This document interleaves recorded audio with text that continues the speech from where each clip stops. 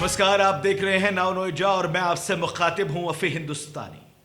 दिल्ली विधानसभा चुनाव के लिए बीजेपी की पहली लिस्ट जारी हो चुकी है। 29 उम्मीदवारों की इस सूची में अरविंद केजरीवाल और सीएम आतिशी के खिलाफ उम्मीदवारों का ऐलान कर दिया गया है। नई दिल्ली विधानसभा सीट से प्रवेश साहिब सिंह वर्मा को, कालकाजी सीट से रमेश बिधूड़ी को टिकट दिया गया है।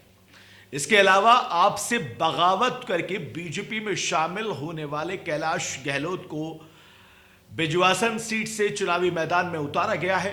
29 उम्मीदवारों की सूची में बीजेपी ने आदर्श नगर सीट से राजकुमार भाटिया, बादली सीट से दीपक चौधरी, नई दिल्ली सीट से प्रमेश वर्मा, कालकाजी सीट से रमेश बिधूड़ी और बिजवासन सीट से कैलाश गहलोत, मालवीय नगर सीट से सतीश उपाध्याय, गांधीनगर सीट से अरविंदर सिंह लवली, मंगोलपुरी सीट से राजकुमार चौहान, रोहिणी सीट से विजेंद्र गुप्ता, करोल बाग सीट से दुष्यंत गौतम, राजौरी गार्डन सीट से मनजिंदर सिंह सिरसा और जनकपुरी सीट से आशीष सूद को टिकट दिया है। दूसरे दलों से बगावत करके आए बीजेपी में शामिल होने वाले नेताओं को भी पार्टी आलाकमान ने मौका दिया है।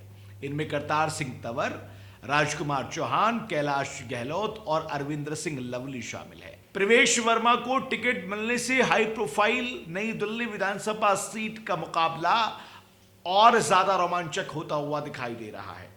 कांग्रेस ने इस सीट से दिल्ली की पूर्व मुख्यमंत्री शीला दीक्षित के बेटे संदीप दीक्षित को मैदान में उतारा है और इस सीट पर केजरीवाल भी चुनाव लड़ रहे हैं। प्रवेश वर्मा और संदीप दीक्षित के बीच त्रिकोणीय मुकाबला अब देखने को मिलेगा, क्योंकि अरविंद केजरीवाल भी इसी सीट से चुनाव लड़ रहे हैं। वहीं कल कालकाजी में आतिशी, रमेश बिधूड़ी और अलका लांबा, जिनको कल ही टिकट दिया गया है, इनके बीच में भी त्रिकोणीय मुकाबला देखने को मिलेगा।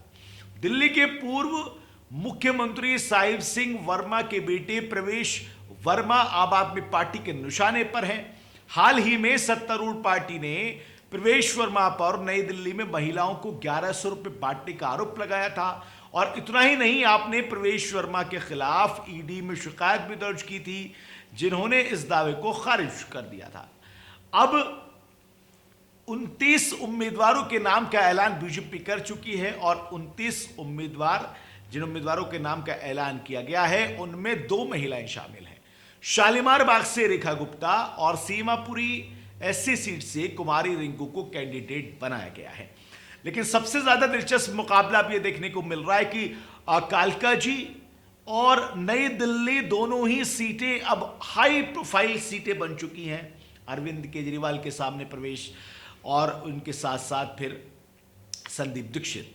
वहीं कालकाजी से अलका लांबा, आतिशी और रमेश बिधूड़ी, ये 2 सीटें हाईलाइट सीटें बन चुकी हैं। साथ ही साथ जो लोग अपने पार्टी से निकलकर बीजेपी में शामिल हुए थे, जो बागी थे कांग्रेस के या फिर आम आदमी पार्टी के, जिनको बीजेपी ने अपनी पार्टी में जगह दी, उनको भी टिकट दिया गया है और उनकी मनपसंद सीट से टिकट दिया गया है।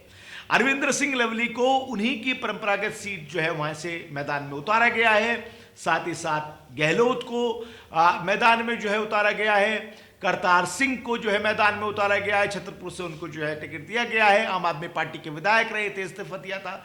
यानी अब बागी विधायक जो टूटकर बीजेपी में आके शामिल हो गए, अब उनको भी टिकट देकर मैदान में उतार दिया गया है और ऐसा दोनों पार्टी की तरफ से चल रहा है।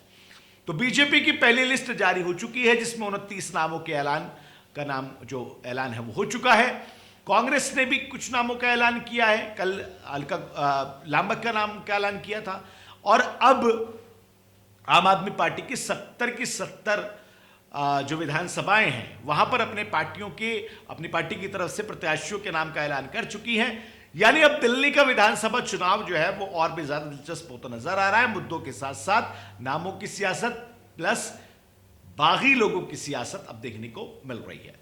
अब देखना होगा कि इन तमाम ऐलानों के बीच, प्रत्याशियों के नाम के बीच सियासत किस करवट जाकर बैठती है।